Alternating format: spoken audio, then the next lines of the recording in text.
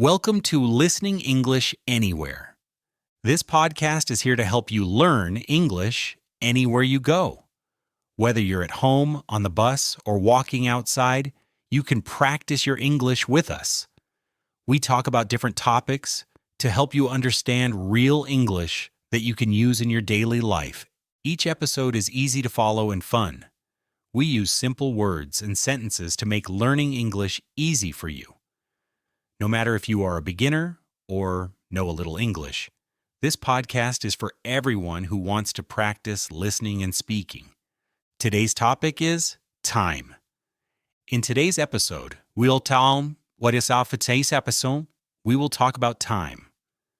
You will learn how to say the time in English, the days of the week, the months, and the years. We will help you understand these words so you can use them in your conversations.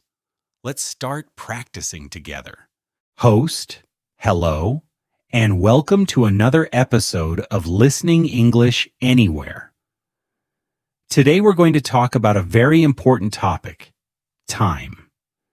Time is something we think about all the time, but do we really know how to talk about it in English? Well, today we'll teach you how to read time, days of the week, months, and even years.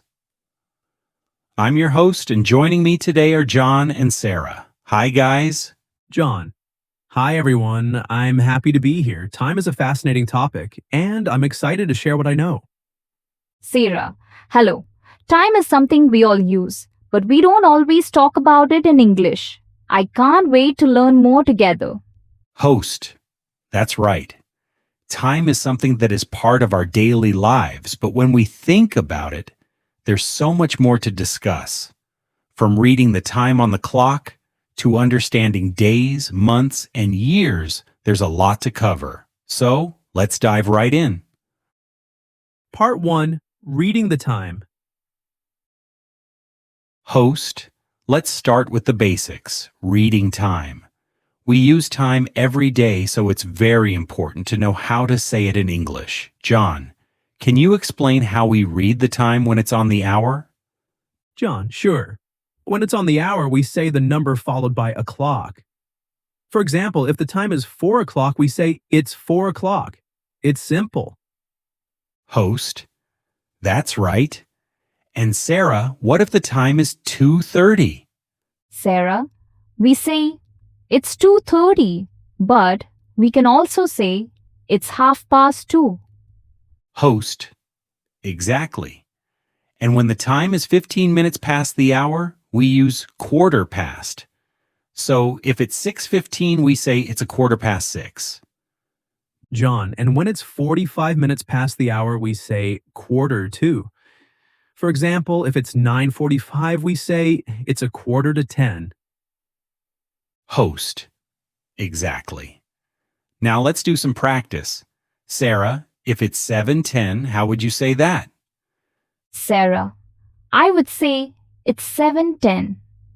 Host, great. And if it's 11:55, John? John, I would say it's 11:55. Host, perfect. Let's keep practicing. How about if it's 8:25, Sarah? Sarah, it's 8:25. Host, exactly. Now let's talk about AM and PM. John, can you explain when we use AM and PM? John, AM is for times from midnight to noon, and PM is for times from noon to midnight.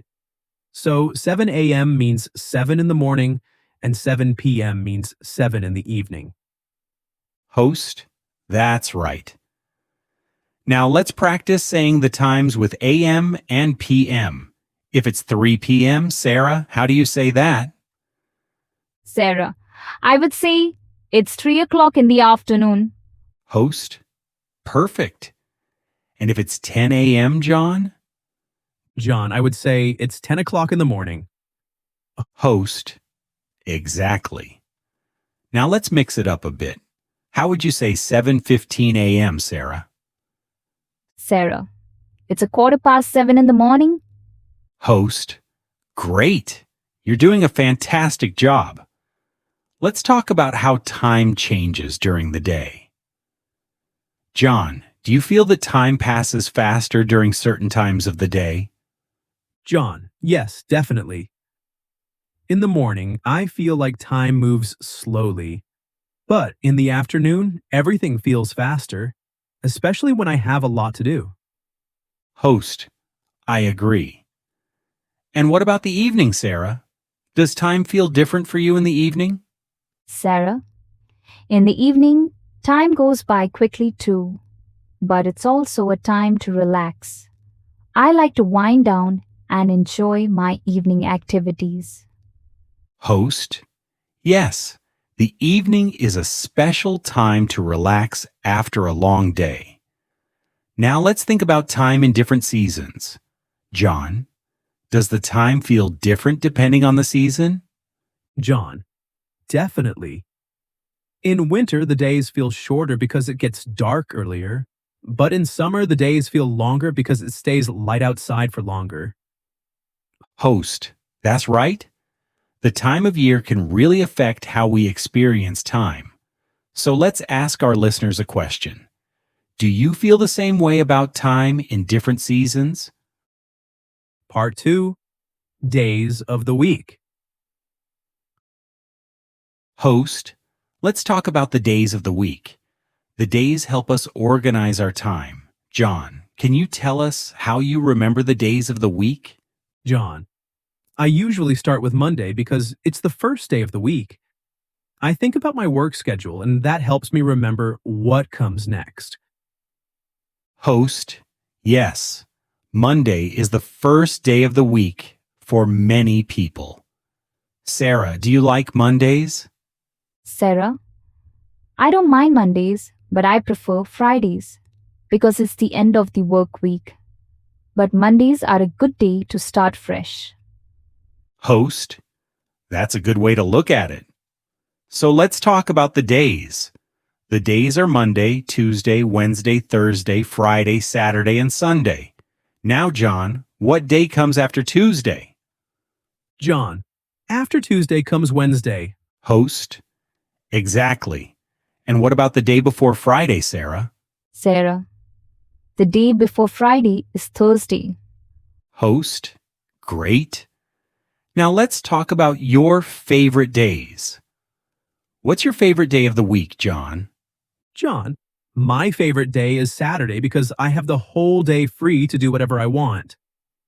Host, sounds fun. And Sarah, do you have a favorite day? Sarah, I like Sundays because it's a calm day and I can spend time with my family. Host, Sundays are a great day for relaxing. Now let's practice some questions. If I ask you, what day is it today, Sarah? What would you say?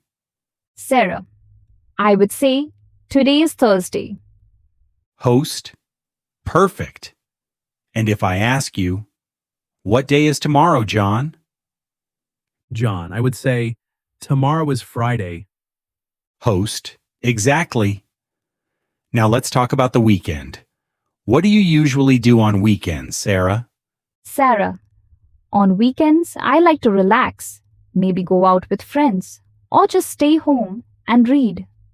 Host, that sounds wonderful. And John, do you usually make plans on weekends? John, yes, I like to go hiking or take trips to new places.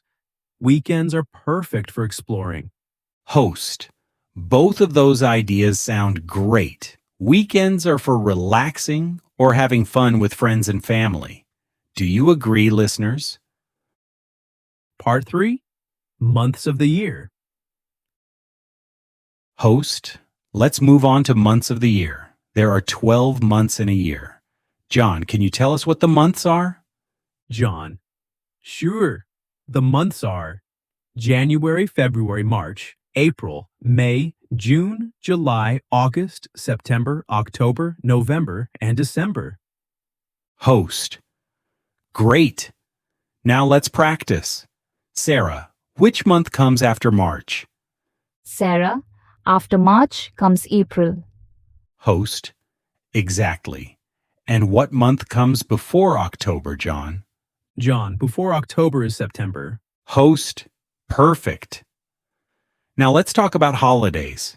Do you have any special holidays in your country, John?